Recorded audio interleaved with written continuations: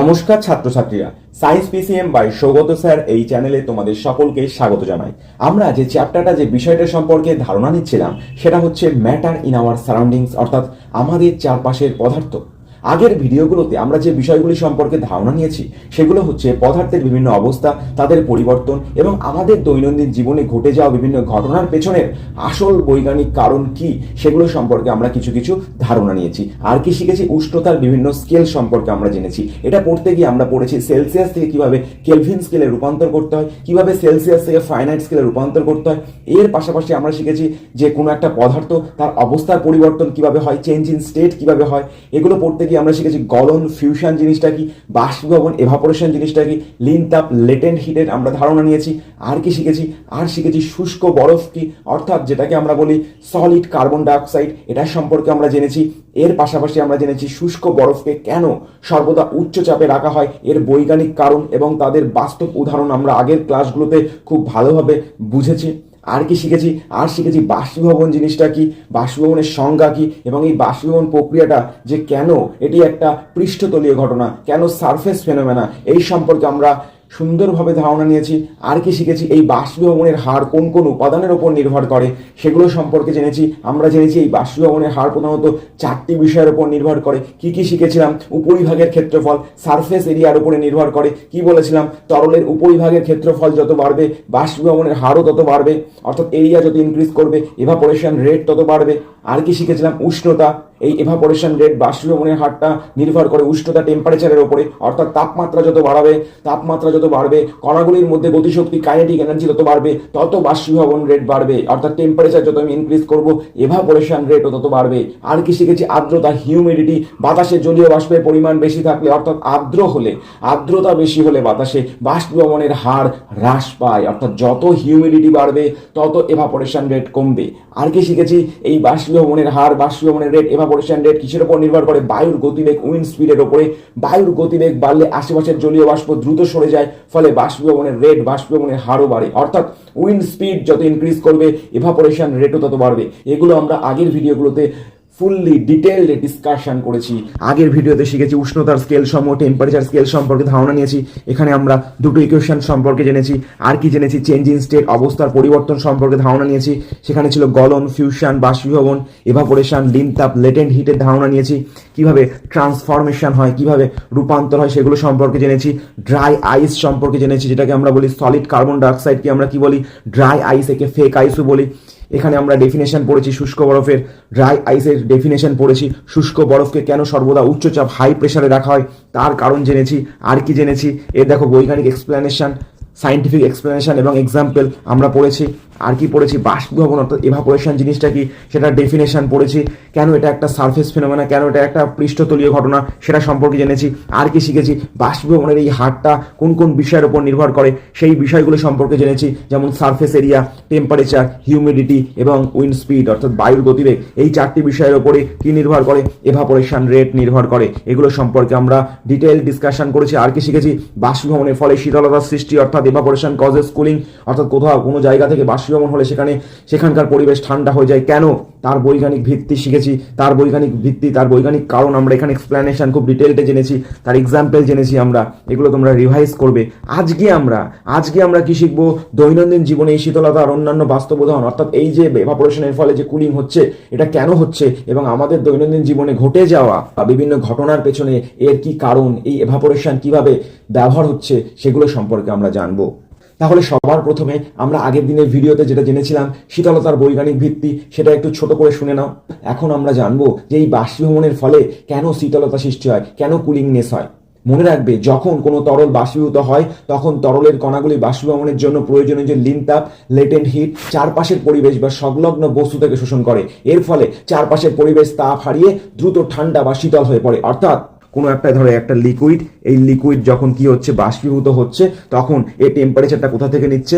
এর চারপাশের এক্সটার্নাল এই চারপাশের পরিবেশ থেকে হিটটা নিচ্ছে, লিন তাপটা নিচ্ছে। বাষ্পীভবন হওয়ার জন্য তো প্রয়োজনীয় লিন তাপের দরকার হয়, লেটেন্ট হিটের প্রয়োজন হয়। সেই লেটেন্ট হিটটা কোথা থেকে নিচ্ছে? চারপাশের পরিবেশ, চারপাশের সংলগ্ন এলাকা থেকে নিচ্ছে। এর ফলে এখানকার এলাকার টেম্পারেচার কি হচ্ছে, টেম্পারেচার রিডিউস হয়ে যাচ্ছে, কুল হয়ে যাচ্ছে। এর ফলে চারপাশের পরিবেশ কি হয়ে যাচ্ছে, ঠান্ডা হয়ে যাচ্ছে। এই জন্যই আমরা বলছি এভাপোরেশন অর্থাৎ বাষ্পীভবনের ফলে চারপাশের পরিবেশ কি হয়ে যায়, ঠান্ডা হয়ে যায়, কুল হয়, কুলিংনেস ফিল হয়। এবার চলো কিছু এক্সাম্পল পড়ি। গরমকালে যখন আমাদের ঘাম হয়, সেই ঘামের সময় কেন ঠান্ডা অনুভূতি হয়, কেন আমরা ঠান্ডা অনুভব করি? মনে রাখবে, গরমের দিনে আমাদের শরীর থেকে ঘাম বের হয়। এই ঘাম যখন আমাদের শরীর থেকে প্রয়োজনীয় লিন তাপ শোষণ করে বাষ্পীভূত হয়, তখন আমাদের শরীরে শীতলতা অনুভব হয়। এটি আমাদের শরীরের একটি প্রাকৃতিক তাপমাত্রা নিয়ন্ত্রণ ব্যবস্থা। তাহলে কি বলছে, আমাদের শরীরে যখন ঘাম হয়, বলছে গরমের দিনে আমাদের শরীরে প্রচুর ঘাম বের হয়। এই ঘাম যখন আমাদের শরীর থেকে প্রয়োজনীয় লিন তাপ বা লেটেন্ট হিট শোষণ করে বাষ্পীভূত হয়, তখন আমাদের শরীর স্বাভাবিকভাবে কি অনুভব হয়, শীতল অনুভব হয়। কেন? কারণ এভাপোরেশনের ফলে কি ঘটে, কুলিংনেস হয়। কেন কুলিংনেস হয়? কারণ কি, এখান থেকে যখন লিকুইড এভাপোরেট হচ্ছে, বাষ্পীভূত হচ্ছে, লিন তাপ লেটেন্ট হিটটা কোথা থেকে নেবে, চারপাশের পরিবেশ থেকে নেবে। চারপাশের পরিবেশ থেকে যেই টেম্পারেচার নেবে, সেই চারপাশের পরিবেশ কি হয়ে যাবে, টেম্পারেচার ডিক্রিজ করবে, ঠান্ডা অনুভব হবে। নেক্সট এক্সাম্পল দেখো। এবার আমরা জানবো গরমকালে আমরা সুতির পোশাক কেন পরবো। কারণ কি, গরমকালে সুতির অর্থাৎ কটনের জামা কাপড় পরা উচিত। কারণ সুতির কাপড় শরীর থেকে ঘাম সহজে শোষণ করে নেয়। এর ফলে আমাদের শরীরে যে ঘাম হয়, লিকুইড হয়, সেটা সহজেই কিসে পরিণত হয়, বাষ্পীভূত হয়। আর এই বাষ্পীভূত হওয়ার জন্য, লিকুইড থেকে বাষ্পে পরিণত হওয়ার জন্য যে লেটেন্ট হিট, যে লিন তাপ, সেটা কোথা থেকে নেয়, আমাদের বডি থেকে নেয়। তার ফলে আমাদের শরীর কি হয়, ঠান্ডা অনুভব হয়। তাহলে এই বাষ্পীভবনের সময় শরীর থেকে যে তাপ শোষিত হয়, এর ফলে আমাদের শরীর কি হয়, আমাদের শরীর আরাম এবং শীতল অনুভব হয়। এই জন্য আমরা গরমকালে সুতির পোশাক পরবো। এবার আমরা এক্সাম্পল নাম্বার 3 জেনে নেব।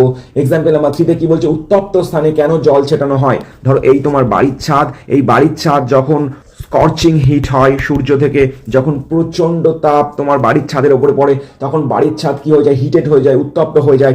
তখন সেই তাপ কি হয়, আস্তে আস্তে তোমাদের ঘরের ভেতরে ছাড়ে, ফলে তোমাদের গরম অনুভূত হয়। এই গরম থেকে রক্ষা পাওয়ার জন্য আমরা কি করি, ছাদে জল ঢেলে দিই। কি ঢেলে দিই, জল ঢেলে দিই, লিকুইড ঢেলে দিই। এর ফলে কি হয়, এই লিকুইড যখন এভাপোরেশন হয়, লিকুইডের যখন, এই তরলের যখন এভাপোরেশন, বাষ্পীভবন স্টার্ট হয়, সেই বাষ্পীভবনের জন্য যে প্রয়োজনীয় লিন তাপ, সে কোথা থেকে নেয়, সেই উত্তপ্ত ছাদ থেকে টেম্পারেচার কি করে, শোষণ করে, সংগ্রহ করে, এবং সে বাষ্পে পরিণত হয়। অর্থাৎ সেই আমরা যে লিকুইডটা ঢাললাম ছাদের উপরে, সেই তরলটা বাষ্পীভবন হওয়ার জন্য তাদের প্রয়োজনীয় সমস্ত তাপ সে উত্তপ্ত ছাদ থেকে সংগ্রহ করে। ফলে জল বাষ্পে পরিণত হয়। ফলে জল যখন বাষ্পীভবনে পরিণত হয়, তার জন্য যে প্রয়োজনীয় হিট সে সেই উত্তপ্ত ছাদ থেকে সংগ্রহ করলো। এর ফলে আলটিমেটলি কি হলো, ছাদ ঠান্ডা হয়ে গেল, আগের তুলনায় অনেকটা ঠান্ডা হলো। এর ফলে আমরা আরাম অনুভব করলাম। এই জন্যে গরমকালে আমরা ছাদে বা উত্তপ্ত স্থানে জল ছেটাই। এবার আমরা জেনে নেব কিছু গুরুত্বপূর্ণ প্রশ্নোত্তর, কনসেপচুয়াল কোশ্চেন অ্যান্সার। প্রথম কোশ্চেনটা কি, প্রথম কোশ্চেনই দেখো, বায়ুমণ্ডলীয় গ্যাসকে তরল রাখার উপায় বা পদ্ধতি। তোমাদের পরীক্ষায় ভেরি ভেরি ইম্পর্টেন্ট কোশ্চেন আসবে, বায়ুমণ্ডলীয় গ্যাসকে কিভাবে আমরা তরল রাখবো, এর পদ্ধতিটা কি লিখবে। একটা সিলিন্ডারে পিস্টন যুক্ত করে, একটা সিলিন্ডারে কি যুক্ত করবে, পিস্টন যুক্ত করবে। তার মধ্যে কি করবে, তার মধ্যে বায়ুমণ্ডলীয় গ্যাস নেবে। আর কি করবে, এরপর গ্যাসটির ওপর উচ্চচাপ প্রয়োগ করবে, অ্যাপ্লাইং হাই প্রেশার, উচ্চচাপ প্রয়োগ করবে, এবং উষ্ণতা কি করবে, উষ্ণতা ঠান্ডা করবে, কমাবে। এর ফলে গ্যাসটি কি হয়ে যাবে, সহজেই লিকুইডিফাই হয়ে যাবে, অর্থাৎ তরলে পরিণত হবে। আমরা জানি কোনো গ্যাসের ওপরে যদি আমরা হাই প্রেশার দিই, উচ্চ চাপ দিই, তাহলে কি হবে, এর মধ্যের যে অণু, এর মধ্যের যে কণা, পার্টিকেল, সেগুলো কি হয়ে যায়, সংকুচিত হয়ে যায়, কম্প্রেস হয়ে যায়, কাছাকাছি চলে আসে। আর কি জানি, প্রেশার বাড়ালে কণাগুলোর মধ্যে কম্প্রেশন হয়, কাছাকাছি চলে আসে। আর কি জানি, টেম্পারেচার আমরা যত কমাবো, তত তাদের মধ্যে গতিশক্তি কমবে, তত তারা দুর্বল হয়ে পড়বে, তত তারা কাছাকাছি চলে আসবে। অর্থাৎ কোনো গ্যাসকে যদি আমরা হাই প্রেশার আর লো টেম্পারেচার, উচ্চ চাপ এবং নিম্ন উষ্ণতা, অর্থাৎ উষ্ণতা যদি আমরা কমিয়ে দিই, তাহলে গ্যাসের কণাগুলো, গ্যাসের পার্টিকেলসগুলো তাদের গতিশক্তি কমিয়ে ফেলে, তাদের মধ্যে গতিশক্তি, কণাগুলির মধ্যে গতিশক্তি হ্রাস পায়, ফলে তারা কাছাকাছি চলে আসে। এবং গ্যাসের কণাগুলির মধ্যে তোমরা জানো, অণুগুলোর মধ্যে গতিশক্তি বেশি থাকে, তারা দূরে দূরে থাকে, তারা সবসময় ছোটাছুটি করে। কিন্তু তার সাপেক্ষে তরলের কণাগুলি কি, কম গতিশীল, কম তাদের মধ্যে ভেলোসিটি থাকে, তারা কাছাকাছি থাকে। সলিডের ক্ষেত্রে কি, তার কণাগুলি আরো কাছাকাছি থাকে। কেন? তার কারণ সলিডের অর্থাৎ কঠিন পদার্থের কণাগুলির মধ্যে গতিশক্তি একদম কম, তারা বেশি হাই ভেলোসিটিতে নেই, তারা স্টেবল পজিশনে আছে।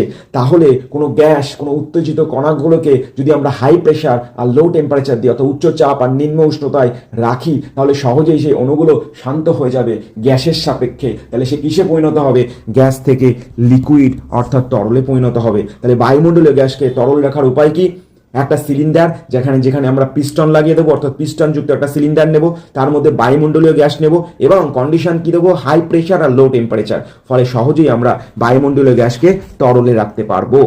নেক্সট কি কোশ্চেন, নেক্সট কনসেপচুয়াল কোশ্চেন দেখো, একটি ডেজার্ট কুলার, একটা ডেজার্ট কুলার গরম ও শুষ্ক দিনে বেশি ভালো ঠান্ডা করে কেন? বলছে একটা ডেজার্ট কুলার গরম এবং শুষ্ক দিনে কেন বেশি ভালো ঠান্ডা করে, এর উত্তর আমরা জানবো। একটা ডেজার্ট কুলার গরম ও শুষ্ক দিনে বেশি ভালো ঠান্ডা করে কেন?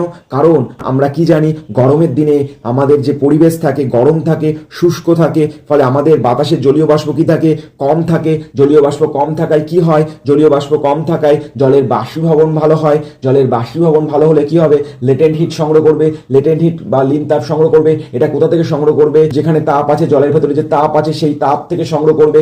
এর ফলে কি হবে, সেখানে শীতলতার সৃষ্টি হবে, কুলিংনেস সৃষ্টি হবে। এরপরে ডেজার্ট কুলারের যখন ফ্যান ঘুরবে তখন কেমন বাতাস বেরোবে, ঠান্ডা বাতাস বেরোবে। এই জন্যে ডেজার্ট কুলার গরম ও শুষ্ক দিনে বেশি ঠান্ডা অনুভূত হয়। তার কারণ আশা করি তোমরা পরিষ্কার বুঝেছো। আর আমরা কি করি, এই কুলারের বাইরের দেওয়ালে কি করি, অনবরত জল দিই বা বরফ দিই এবং চারপাশের আবহাওয়া বা পরিবেশ শুষ্ক থাকায় জলীয় বাষ্প কম থাকে, এভাপোরেশন রেট বাড়ে, বাষ্পীভবনের হার বাড়ে।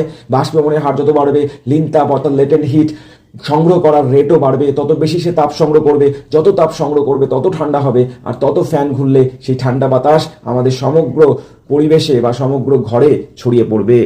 নেক্সট প্রশ্ন দেখো, নেক্সট কনসেপচুয়াল কোশ্চেন দেখো, মাটির কলসিতে, যেটাকে আমরা বলি মটকা, এই মাটির কলসিতে রাখা জল কেন ঠান্ডা থাকে?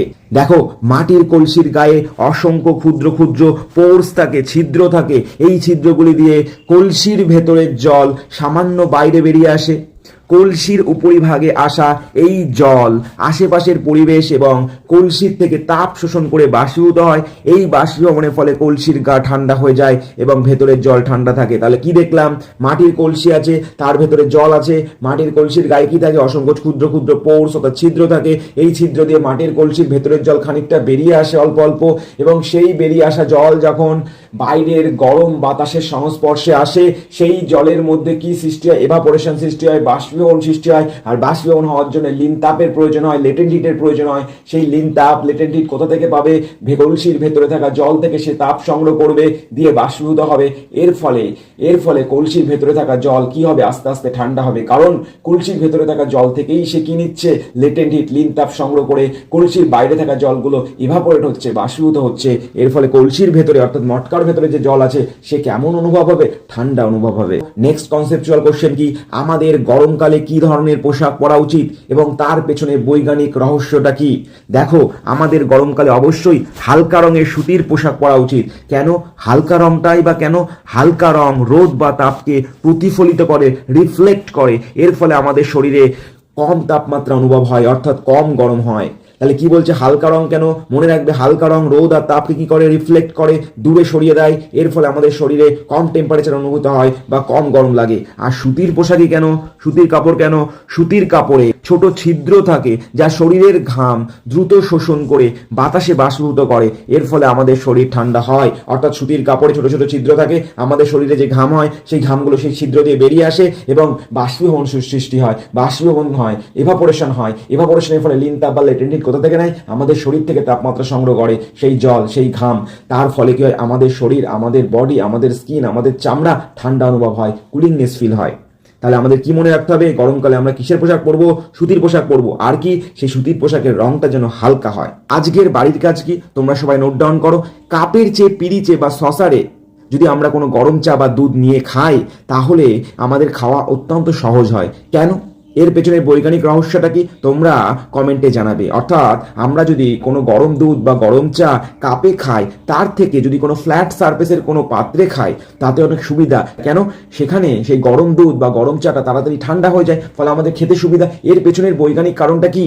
তাহলে ছাত্রছাত্রীরা, আজকের লেকচারে আমরা কি জানলাম? আমরা শুষ্ক বরফ ও বাষ্পীভবনের বিভিন্ন বাস্তবমুখী প্রয়োগ সম্পর্কে বিস্তারিত জানলাম। আশা করি পুরো বিষয়টি তোমার খুব ভালো লেগেছে, তুমি খুব ভালোভাবে বুঝতে পেরেছো। বাড়ির কাজ অবশ্যই কমেন্টে তোমরা জানাবে। কোনো প্রশ্ন যদি বুঝতে অসুবিধা হয় সেটাও তোমরা কমেন্টে জানাবে।